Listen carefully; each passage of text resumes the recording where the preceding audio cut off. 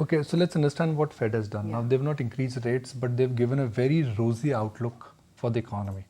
And the choice of words, I think, is very important here. I was scanning things in the morning. The US economic growth from moderate has become solid. Now, this is US Fed talking about their US economic growth rate. The inflation remains elevated, and US job data has slowed down but remains solid. What Fed has done, I guess they really in a sense have given a very bright and a very chirpy outlook for the US economy. Now that is something which markets are happy and perhaps unhappy about. Happy because that clearly means that the US economy ain't going to slip into any kind of an recession or soft landing or hard landing. That entire fear is now on the back burner. But that also means that the market, the credit market, has already started pricing in a very different kind of a scenario, and the real rates in the system have moved higher. That explains that why, despite a no rate hike, the US 10-year, 30-year and 2-year papers on your screen. That's Fed inflation outlook. But let's look at the 10-year. It is at 4.4. It is at a 16-year high. You can throw in the 30-year paper as well, indication of the long-term structural rate. And then the near-term paper, which is the 2-year and the 1-year bond yields, they all have shot up. Net impact, well, sometimes good news is bad news. And that is what is happening in Asia. And that is what SGX is indicating. 20,000 today will be broken. And I think what the markets are also reading into is the fact that while the Fed may have paused this time around, they have signaled higher rates for longer. And I think that is what the market is also not liking. But anyway, let's just tell you what exactly transpired with the global markets overnight while we were away.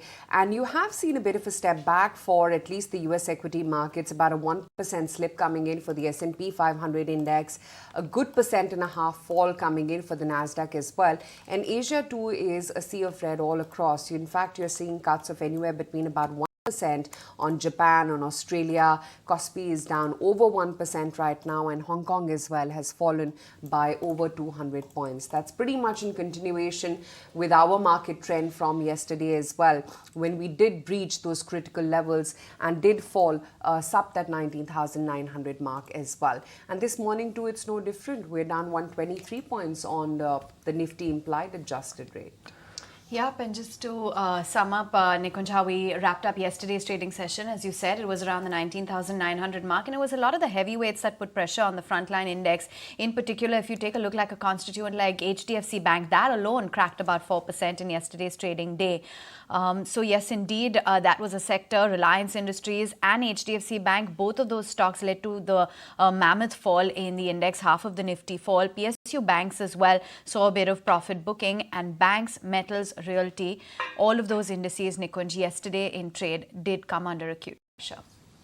See, Reliance and HDFC Bank are not moving on the right side. And when I say right side, all of us thought that, okay, it was like a passing the parcel, small cap, mid cap, and then large cap, and the breakout in Nifty, 20,000 plus. Everybody preempted in a sense that the bank Nifty was coming back in vogue. But yesterday's brokering, the downgrades which have come out for HDFC Bank, the fact that GRMs have collapsed globally, Reliance ain't going anywhere. FI selling at best you would say is patchy. And that combining with this risk-off moment in the world, I think markets may just get jammed. So you cannot make a call that markets are going to reverse sharply, because there is enough and more liquidity, there is enough and more money coming from DIs, HNIs, family offices, all those factors would be at play. But in the near term, to assume that this narrative of the market, which looked like it would have shifted from small cap back to large cap, that narrative needs to be revisited. It would be a weak Thursday morning for the market, then you got to take it from there. But the global mood point clearly is good and bad both. Good because Fed has given a very rosy outlook for US economy. Bad because if US is coming back, that means rates will remain strong. And if we are in for higher for longer kind of a template, what does that mean for emerging markets?